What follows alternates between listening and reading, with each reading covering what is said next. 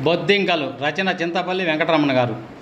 బొద్దింకలో బొత్తిగా లౌక్యం తెలియని అలౌక్యం కొరకు ప్రాకులాడే పరాన్న జీవులు. బొంది చిన్నదైనను ఇంధనం ఏమీ లేకుండా సంచరిస్తాయి అన్ని తావులు. మేలు చేయాలనే తాపత్రయ సంకల్పంతో మేనును సైతం లెక్క చేయని చిన్నపాటి వర్ధమాన మేధావులు. కులమత భేదం తెలియని కుయుక్తులు కుతంత్రాలు చేయని కుటీరం కూడా లేని సామాన్య అల్పులు.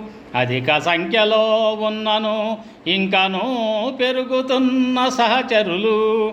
సహజీవనంలోనూ సఖ్యతగాను ఉండుటలో అపరవానరులు.